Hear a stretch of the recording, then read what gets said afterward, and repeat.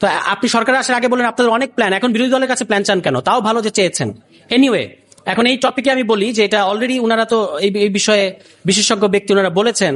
একটা খুব সিম্পল জিনিস হচ্ছে, এই আইনটা যদি আপনারা পড়ে দেখেন, যে যেহেতু গুম হয়েছে কি হয় নাই এটা ফয়সালা করবে পুলিশ এবং আইন শৃঙ্খলা বাহিনী। ওই খসড়া আইনেই তারা স্বীকার করছে যে এই সরকারি বাহিনীগুলোই কিন্তু এই ধরনের সম্ভাব্য গুমের সাথে জড়িত থাকে এবং তারাই ঠিক করবে গুম হয়েছে কি হয় নাই।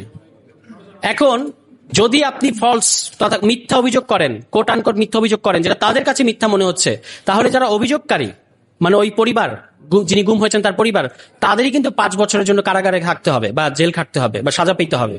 এরকম মানে আপনি যিনি ভিকটিম, যারা গুমের ভিকটিম, তাদেরকে উল্টো শায়েস্তা করার একটা রাস্তা ওনারা করেছেন। এভাবেই মানে বিএনপির পরিকল্পনা এগিয়ে যাচ্ছে। 31 দফার কথা তারা খুব বড়সড় করে বলেছে, তারা 31 দফা বাস্তবায়ন করবে। এখন দেখবেন মাননীয় স্বরাষ্ট্রমন্ত্রী সরাসরি 32 দফা 33 দফায় চলে গেছেন। উনারা যে ফেইল করছেন, উনারা যে পাশ করতে পারছেন না, এটা সবচেয়ে ভালো জানেন মাননীয় স্বরাষ্ট্রমন্ত্রী। এই কারণে উনি দেখবেন 31 দফার কোনো খবর নাই, উনি বলছেন আমরা 32 নম্বর দফা বাস্তবায়ন করে ফেলেছি, আমরা 33 নম্বর দফা বাস্তবায়ন করে ফেলেছি। মানে পাশ করার একটা উদগ্র বাসনা কিন্তু তাদের মধ্যে আছে, কারণ উনারা তো জানেন উনারা পাশ করতে পারছেন না। এখন ভাই আগে আপনারা 31 দফা বাস্তবায়ন করেন, পরে 32 আর 33 নম্বরের কথা বললেন। 31 দফা তো বাস্তবায়ন করতে পারছেন না, 31 দফার দফা রফা করে দিয়ে এখন উনারা 32 নম্বর দফার দিকে ছুটেছেন।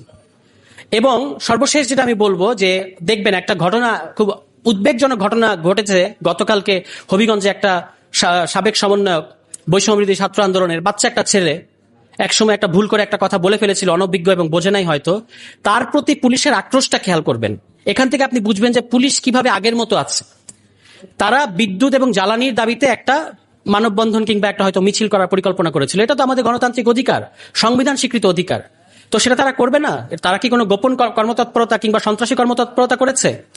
এই যে তারা একটা মিছিল করতে যাবে, সেখানে তাদেরকে মিছিলটা করতে দেওয়া হলো না, তাকে ধরে নিয়ে যেভাবে টেনে হিচড়ে মানে পুলিশ ভ্যানে প্রায় ছুঁড়ে ফেলার মতো করে ছুঁড়ে ফেলে দেওয়া হলো।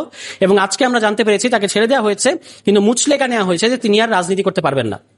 এখন ওই মেহেদী ছেলেটা তো কোনো রাজনৈতিক দলের সাথে জড়িত নাই, বিভিন্ন ইস্যুতে প্রতিবাদ করে। এটা প্রতিবাদী জেনারেশন, প্রতিবাদ মানে তারা প্রতিবাদ করাটাকেই ঠিক মনে করে। এখন তাদেরকে আপনি প্রতিবাদটাও করতে দেবেন না।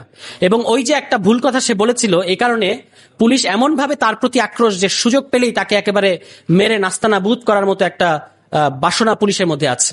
তো পুলিশ যদি আপনি আগের মতো চালান, তাহলে তো পুলিশ এরকমই করবে। এভাবে করে সকল রাষ্ট্রীয় প্রতিষ্ঠান, দলীয় প্রতিষ্ঠানগুলোকে তারা কলুষিত করে এবং দলছুট বিভিন্ন মানে ব্যক্তিদেরকে, যারা নিজেদের দল টল ছেড়ে চলে এসেছে একটা সরকারি পদের জন্য, এই সমস্ত ব্যক্তিদেরকে তারা তারেক রহমান জনাব প্রধানমন্ত্রী তারা আশেপাশে বসিয়ে দিয়েছেন। এবং তারা জনগণের পয়সায় জনগণের অন্ন ধ্বংস করে বিরোধী দলের চরিত্র হনন, বিরোধী দলের বিরুদ্ধে সারাক্ষণ কুৎসা রটনা করছে। তার সরকার ফেল করছে, কিন্তু সারাক্ষণ সে বিরোধী দলকে গালাগালি করছে।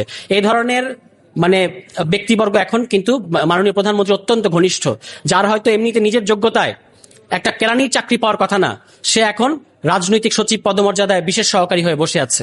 এবার অথচ এই বিএনপি দলের অসংখ্য বঞ্চিত নেতাকর্মী, নির্যাতিত নেতাকর্মী আপনার প্রধানমন্ত্রীর ধারে কাছেও ঘেঁষতে পারেন, তাদেরকে প্রধানমন্ত্রী গাড়ির আগে পিছে দৌড়াতে হয়। আর দলছুট ব্যক্তিদেরকে উনি কাছে বসিয়ে রেখেছেন। এটাই হচ্ছে মাননীয় প্রধানমন্ত্রী জনাব তারেক রহমানের প্ল্যান। তো এই যে এই ধরনের আইন তারা করেছেন, তারা যদি মনে করেন যে আবারও গুম করবেন, আবারও মানবাধিকার লঙ্ঘন করবেন, বিএনপির একটা জিনিস বোঝা উচিত যে তারা কিন্তু ক্ষমতায় আসলে কতগুলো জিনিস বারবার ঘটে।